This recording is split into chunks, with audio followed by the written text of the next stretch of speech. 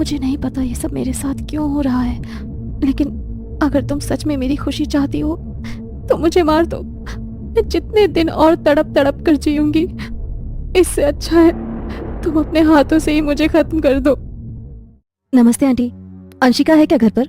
मैं कितने दिन से उसे कॉल कर रही हूँ, लेकिन वो मेरी कॉल ही रिसीव नहीं कर रही है। सब कुछ ठीक तो है ना? हाँ हाँ, सब ठीक है। वो क्या है ना, अंशिका अपनी नानी के घर गई है। अभी 2 हफ्ते बाद मेरी भांजी की शादी है ना, वहां पर तो उसे महीना भर पहले ही बुला लिया और अपना फोन वो यहीं पर छोड़कर चली गई। थोड़े दिन में आ जाएगी, तब बात कर लेना उससे। अच्छा, वो इतने दिन के लिए वहां पर गई है और अपना फोन लेकर नहीं गई? बात कुछ अजीब सी लग रही है। खैर कोई बात नहीं, जब वो आएगी तब मिल लूंगी उससे। नेहा को विमला की बात कुछ अजीब तो लगी, लेकिन उसकी बात मानने के अलावा वो और कर भी क्या सकती थी। वो चुपचाप वहां से लौट आई, मगर उसके वहां से निकलते ही विमला ने एक बर्तन में पानी लिया और उस बर्तन के साथ एक रुमाल लेकर घर के एक कमरे के अंदर चली गई। सामने बिस्तर पर चादर ओढ़े कोई लेटा हुआ था। उसे देखकर विमला की आंखों से आंसू फूट पड़े। पता नहीं भगवान किस गलती की सजा दे रहा है मेरी बच्ची को। मेरी हंसती खेलती बच्ची की हालत ऐसे कैसे हो गई, जिसका कोई समाधान भी नहीं मिल रहा है। विमला रोते रोते बिस्तर के पास गई और उसने अपनी बेटी पर से चादर को हटाया तो उसकी हालत देखकर विमला की आंखों से गिरते आंसू और झरझर बहने लगे। उसकी बेटी अंशिका का शरीर किसी लकड़ी के ढांचे की तरह हो चुका था। आंखों की पुतलियां बिल्कुल अंदर को धंस चुकी थी।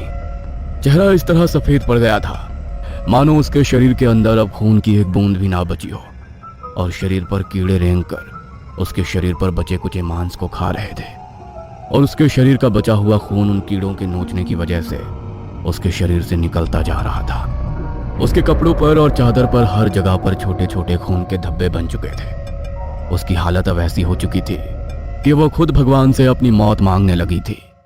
माँ, मुझे नहीं पता ये सब मेरे साथ क्यों हो रहा है, लेकिन अगर तुम सच में मेरी खुशी चाहती हो तो मुझे मार दो। मैं जितने दिन और तड़प तड़प कर जीऊंगी, इससे अच्छा है तुम अपने हाथों से ही मुझे खत्म कर दो। ऐसा मत बोल मेरी बच्ची, तू ठीक हो जाएगी।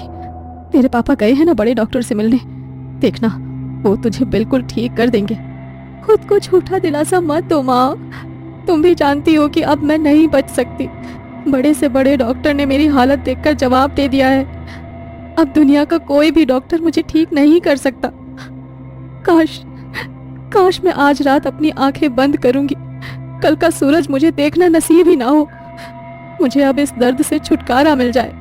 अंशिका की बातें सुनने के बाद विमला के पास अब बोलने को कुछ भी नहीं था। वो उसे देखकर बिल्कुल टूट चुकी थी। उसकी आंखों में इतने आंसू भर चुके थे कि अब उसके गले से शब्द तक नहीं निकल रहे थे।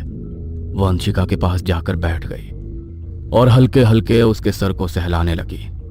थोड़ी देर बाद डॉक्टर घर आए तो उन्होंने भी अंशिका की हालत देखकर अपने हाथ उठा लिए। देखिए, मैंने अपने पूरे करियर में किसी भी पेशेंट की ऐसी हालत नहीं देखी।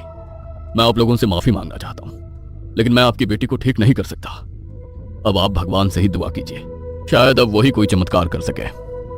यह उनकी आखिरी कोशिश थी, क्योंकि बड़े से बड़ा डॉक्टर अंशिका का इलाज करने के लिए मना कर चुका था। ना तो वो ठीक से खाना खा पा रही थी और ना उसके अंदर अब जीने की कोई इच्छा बची थी। 2 दिन बाद अमावस की रात आई। रात के लगभग 1 बजे का समय था। अंशिका अपने बिस्तर पर लेटी एक टांड की सीलिंग पर घूम रहे पंखे की तरफ देखे जा रही थी और उसकी आंखों से आंसू बहते जा रहे थे। चेहरे पर इतना दर्द झलक रहा था मानो वो किसी बेहद भयानक दर्द से तड़प रही हो। बस भगवान, अब और नहीं सहा जाएगा मुझसे, मुझे अपने पास बुला लो। अंशिका ने जैसे ही ऐसा बोला तभी उसके कानों में किसी की आवाज पड़ी। दर्द में तड़प रही अंशिका अचानक सुन्न पड़ गई। धीरे से उसने अपनी गर्दन घुमाकर कमरे के दरवाजे की तरफ देखा। दरवाजा हल्का खुला था और एक काली बड़ी परछाई उसके कमरे के अंदर आ रही थी। उस काली परछाई के लंबे काले बाल हवा में लहरा रहे थे और लाल आंखें सुर्ख जलते कोयले की तरह चमक रही थी। अब मैं तुझे अपने साथ ले जाऊंगा। अब तेरा वक्त पूरा हो गया है। जो कुछ तूने किया था, अब उन सब का हिसाब देने का वक्त आ गया है। डर के मारे अंशिका के मुंह से आवाज तक नहीं निकल पा रही थी। वो चाहकर भी किसी को मदद के लिए नहीं बुला सकती थी। तभी वो परछाई अचानक आकर उसके सीने पर बैठ गई और भयानक तरह से मुस्कुराने लगी। उसके मुंह से टपकती गंदी लार अंशिका के चेहरे पर फैल गई। घिन से अंशिका को उल्टी हो गई और उसी वक्त उस परछाई ने अंशिका की गर्दन को एक ही झटके में मरोड़ दिया। मौके पर ही अंशिका की मौत हो गई। अगली सुबह जब घर वाले उसके कमरे में आए तो उसके मृत शरीर को देखकर सबका रो रो कर बुरा हाल हो गया। अंशिका की मौत से पूरे घर में मातम का माहौल छा गया। और मेरी बच्ची मुझे छोड़कर चली गई। न जाने कब उसने अपनी आखिरी सांस ली होगी। भगवान, मेरी बेटी जहां भी गई है उसे शांति देना। अपने अंतिम समय में बहुत दर्द झेला है उसने, मगर मेरी बेटी के साथ ऐसा हुआ क्यों? क्यों इतनी दर्दनाक मौत दी उसे भगवान? अंशिका, अच्छे से तैयार हो जाना, लड़के वाले आज तुम्हें देखने आने वाले हैं। तैयार क्या होना है माँ? किसी को मुझे पसंद करना होगा तो वो वैसे ही पसंद कर लेगा। मेकअप के नीचे अपना रंग रूप थोड़ी ना छुपाकर मैं लड़के वालों के सामने बैठूंगी। अंशिका कमरे में जाती है। थोड़ी देर बाद लड़के वाले उनके घर आते हैं। आपको मेरी बेटी से कुछ पूछना हो तो पूछ सकते हैं। सारे काम करने में मेरी बेटी एकदम निपुण है और बहुत अच्छे से हमने उसे पढ़ाया लिखाया भी है। विमला अंशिका की तारीफ कर रही थी, लेकिन उसकी तारीफ सुनने में जैसे वो लोग दिलचस्पी ही नहीं रख रहे थे। तभी वहां पर उसकी कजिन राशि आई। राशि देखने में किसी अप्सरा जैसी सुंदर थी। जैसे ही उन लोगों ने राशि को देखा तो उनकी नजरें उस पर टिक कर रह गईं। क्या हुआ बहन जी, आप कुछ बोल क्यों नहीं रही हैं? आपको हमारी कोई बात अच्छी नहीं लगी क्या? ऐसा तो कोई बात नहीं है, मगर बुरा मत मानिएगा, लेकिन हमें आपकी बेटी बिल्कुल भी पसंद नहीं आई। मेरे बेटे के रंग रूप के सामने ये बिल्कुल नहीं जचेगी। लेकिन आपकी ये दूसरी बेटी, ये हमें बहुत पसंद है। आप चाहे तो हम इसके साथ अपने बेटे का रिश्ता पक्का कर सकते हैं। जी, वो मेरी नहीं, मेरी बहन की बेटी है और हम इस तरीके से रिश्ता नहीं कर सकते। देखिए, उसका फैसला आप नहीं कर सकती, हम इसके माँ बाप से बात कर लेंगे। आपकी बेटी के साथ अपने बेटे का रिश्ता करने से अच्छा तो मेरा बेटा कुछ साल और कुंवारा रह ले। लड़के वालों की ये बातें सुनकर अंशिका को वो सारी बातें याद आ जाती है जो वो बचपन से लेकर आज तक सुनती आ रही थी। बचपन से लेकर आज तक हमेशा अंशिका को अपने रूप के लिए बहुत कुछ सहना पड़ा था और बहुत कुछ सुनना पड़ा था। आज उसकी आंखों के सामने उसके लिए आया हुआ रिश्ता भी राशि की तरफ चला गया था और वो चाह कर भी कुछ नहीं कर सकती थी। लड़के वाले राशि के माँ बाप से बात करके उसके साथ रिश्ता तय करके वहां से चले जाते हैं और ये सब देखकर अंशिका रोती हुई अपने कमरे में चली जाती है। तभी कुछ देर बाद राशि वहां आती है।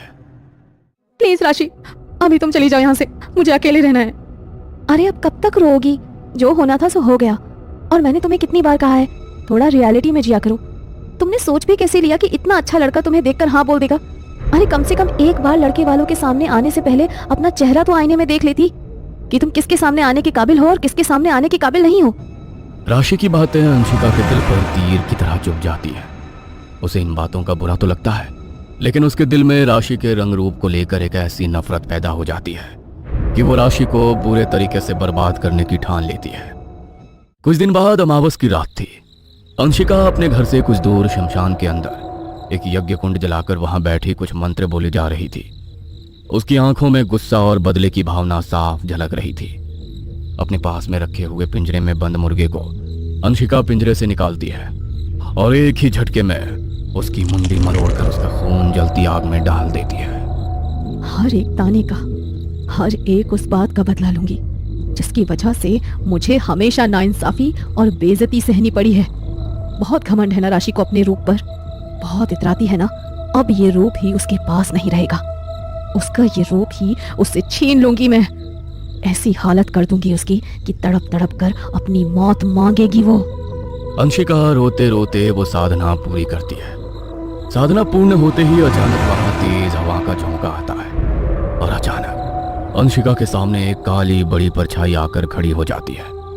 उसे देखकर अंशिका के चेहरे पर एक विचित्र हंसी छा जाती है, क्योंकि अपनी साधना से अंशिका ने रक्त बीज को सिद्ध किया था जो सब कुछ पूरी तरह बर्बाद कर सकता था। तुम जानते हो ना कि मैंने तुम्हें किस लिए सिद्ध किया है, तो जाओ और जाकर मेरा ये काम पूरा करो, राशि से मेरा बदला लो, जाओ।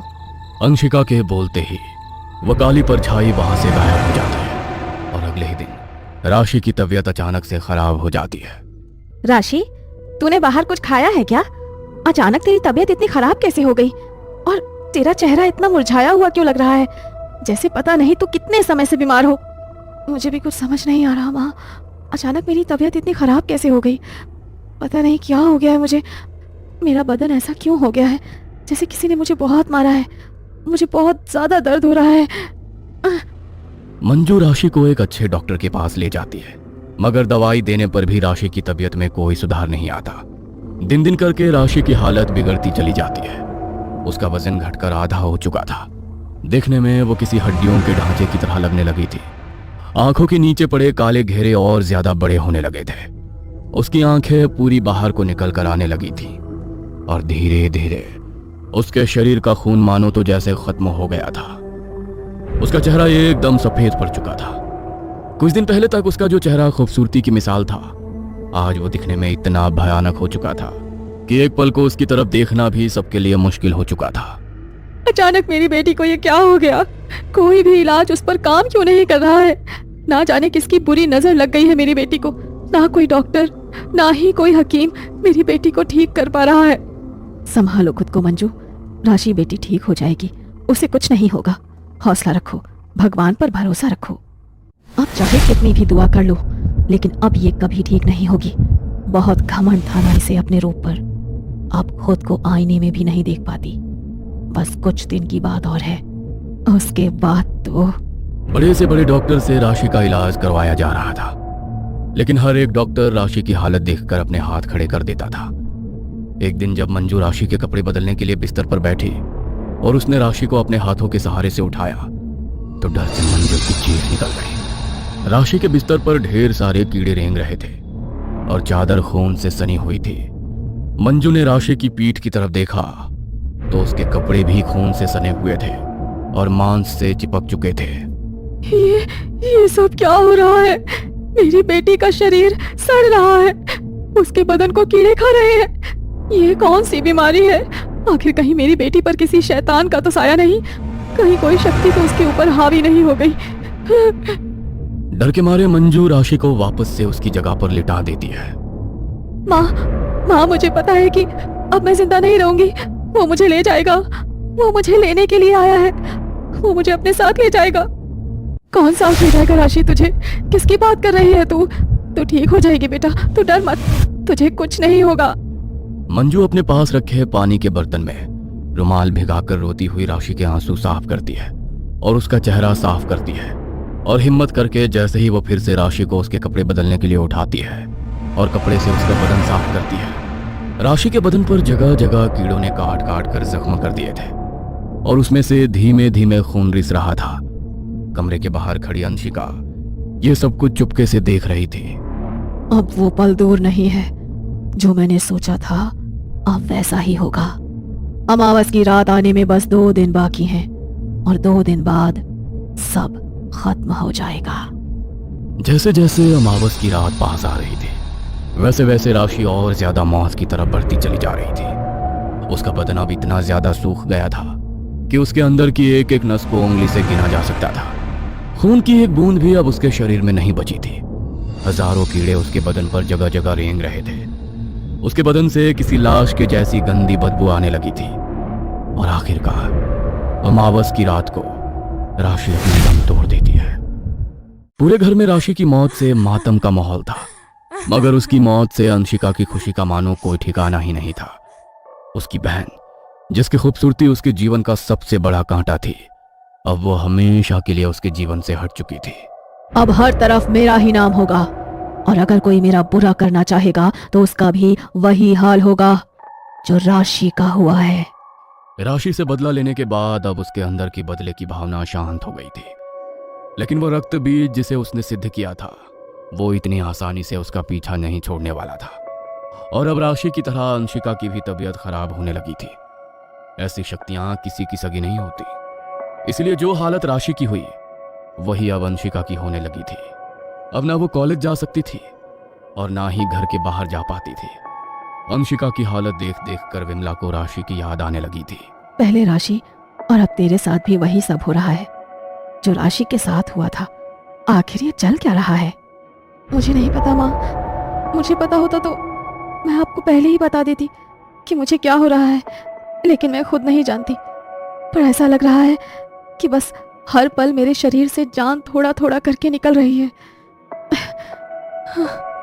अंशिका भले ही मुंह से ना बोल पाती, लेकिन उसे पता था कि उसके साथ ये सब कुछ क्यों हो रहा है, और उसे ये भी पता था कि अब उसके पास ज्यादा दिन नहीं है और आखिरकार अमावस की रात को उसकी भी ठीक वैसे ही मौत हो जाती है जैसे राशि की हुई थी। अंशिका ने भले ही अपना बदला पूरा कर लिया था, लेकिन इस बदले की आग में अंशिका ने हमेशा के लिए खुद को भी खत्म कर लिया।